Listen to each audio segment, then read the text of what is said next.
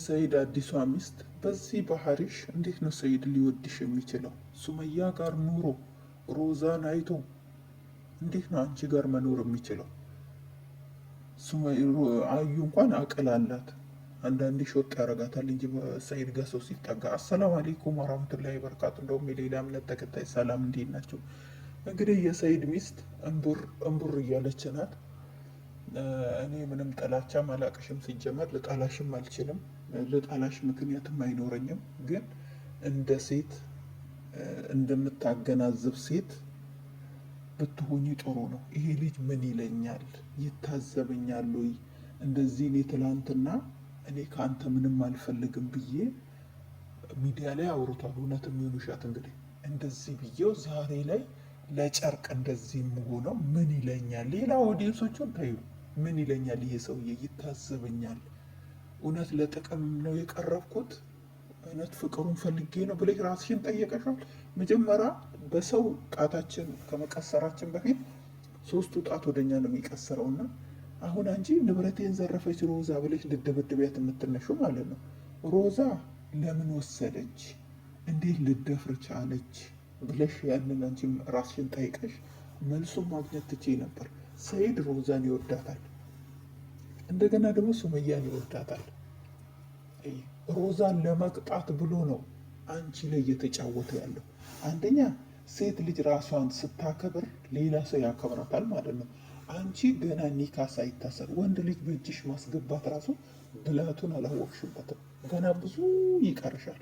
እንዳንቺ አይነት ባህሪ እንዳንቺ አይነት ሰው ጋራ ሰይድ የተተኮሰ አይምሮ ስላለው ከእሱ ጋር እሱ ጋር መኖር የምትችው ብልጥ ስትሆኝ ነው። አዩን አይተሻታል አይደል? መቼም ብታውቂው ነው የመጣሽው። አዩ ምንድን ነው ያደረገችው? አዩ ሰይድ ጋር ባላት ጊዜ ብልጡና ነው ተጠቅማ የወጣችው። እሷ ልትወጣ አላሰበችም፣ እሱ ነው የገፋት። ግን ዛሬ ላይ ምን አተረፈች? ዩቱብ ቻናሏን አትርፋ በዩቱብ ቻናሏ ዘና ብላ ገንዘብ ታገኛለች ማለት ነው። አንቺም እንደዚህ ቃውቃው እያልሽ ማለት ነው፣ እጄ እንደባደባለሁ እያልሽ ቡር ስትይ ማለት ነው፣ አሽቀንጥሮ እንዳይጥልሽ። ያው እሱም እየተጠቀመብሽ ስለሆነ ያው እሱም አቀባብሎ ለመተኮስ ነው ቤት ያስገባሽ። ክብርሽን ይጣልሽ፣ ወንድ ቤት ገብተሽ እየኖርሽ ነው። በጣም ነው የምታሳፍሪው ማለት ነው። እንደገና ደግሞ የኒካ ሚስቱ አይደለሽ።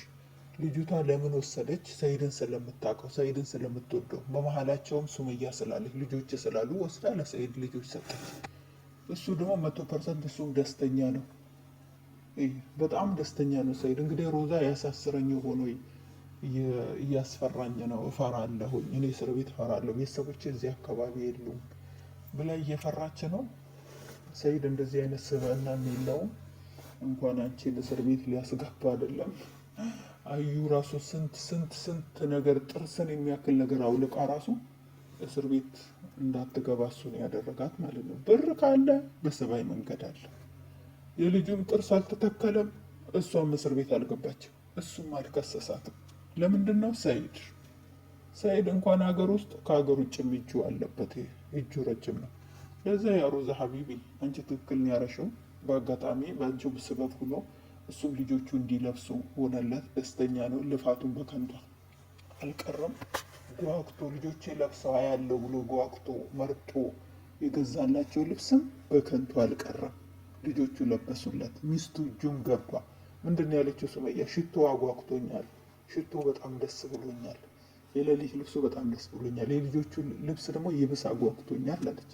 እንግዲህ በሚቀጥል ቪዲዮ ልብሶችን ለብሰው ልጆቹ በቪዲዮ ይመጣሉ እና ምንም ማረግሽ